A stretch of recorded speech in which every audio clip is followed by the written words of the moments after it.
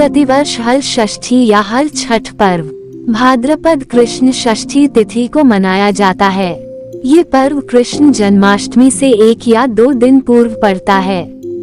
धर्मशास्त्रों के अनुसार इसी दिन भगवान श्री कृष्ण के बड़े भ्राता श्री बलराम का जन्म हुआ था।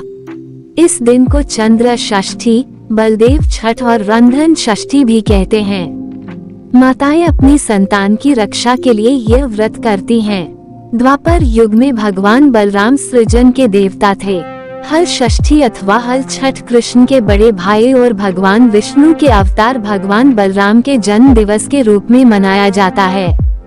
इस वर्ष षष्ठी तिथि का प्रारंभ दिन मंगलवार 16 अगस्त 2022 को रात्रि 8:17 पर हो रहा है तथा इसकी समाप्ति 17 अगस्त 2022 को रात्रि 8:24 पर होगी। अतः मतांतर के चलते ये पर्व 16 और 17 अगस्त को मनाया जाएगा। उदयातिथि के अनुसार माने तो हल षष्ठी व्रत 17 अगस्त को रखा जाएगा। प्राचीन काल में एक ग्वालिन थी। उसका प्रसव काल अत्यंत निकट था।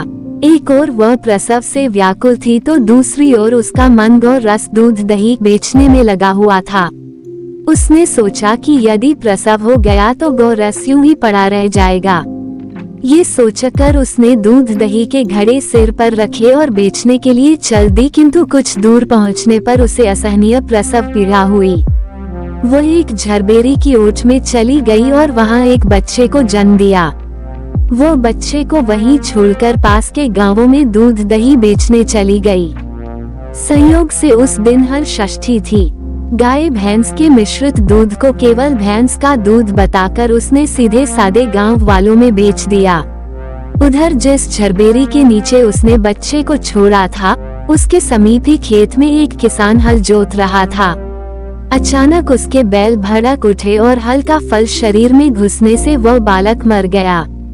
इस घटना से किसान बहुत दुखी हुआ, फिर भी उसने हिम्मत और धैर्य से काम लिया। उसने झरबेरी के कांटों से ही बच्चे के चिरे हुए पेट में टांके लगाए और उसे वहीं छोड़कर चला गया।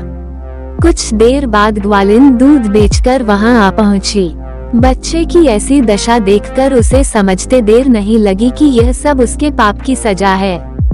वह सोचने लगी कि यदि मैंने झूठ बोलकर गाय का दूध न बेचा होता और गांव की स्त्रियों का धर्म भ्रष्ट न किया होता तो मेरे बच्चे की ये दशा न होती। अतः मुझे लौटकर सब बातें गांव वालों को बताकर प्रायश्चित करना चाहिए। ऐसा निश्चय कर वो उस गांव में पहुंची जहां उसने दूध दही बेचा था। वो गली गली घूमकर अपनी करतूत और उसके फलस्वरूप मिले दंड का बखान करने लगी। तब स्त्रियों ने स्वधर्म रक्षार्थ और उस पर रहम खाकर उसे क्षमा कर दिया और आशीर्वाद दिया। बहुत सी स्त्रियों द्वारा आशीर्वाद लेकर जब वो पुनः झरबेरी के नीचे पहुंची तो ये देखकर आश्चर्यचकित रह गई कि वहां उसका पुत्र जीवित अवस्था में पड़ा है। तभी उसने स्वार्थ के लिए झूठ बोलने को ब्रह्म हत्या के समान समझा और कभी झूठ न बोलने का प्रण कर लिया। कथा सुनने से मिलने वाले लाभ। हल षष्ठी व्रत करने तथा कथा सुनने से संतान को लंबी आयु तथा सुखी जीवन का आशीर्वाद मिलता है। यह व्रत रखने से बलराम यानी शेषनाग का आशीर्वाद प्राप्त होता है। यह व्रत रखने से संतान बलराम की तरह ही बलशाली होती है। संतान की रक्षा के लिए यह व्रत अधिक महत्वपूर्ण होने के कारण पूरे मन से यह व्रत करने से संतान के जीवन के कष्ट नष्ट हो जाते हैं। इस व्रत में हल की पूजा करने का महत्व है। हल छठ के दिन हल से उत्पन्न अन्न और फल नहीं खाना चाहिए। इस दिन भैंस का दूध पूजा में उपयोग में लाना उचित रहता है। इस दिन सत्य वचन बोलना चाहिए। धार्मिक मान्यतानुसार इस दिन श्री कृष्ण के बड़े भाई बलराम का जन्म हुआ था। अतः महिलाओं द्वारा व्रत उपवास रखने से पुत्र को लंबी आयु और समृद्धि प्राप्त होती है।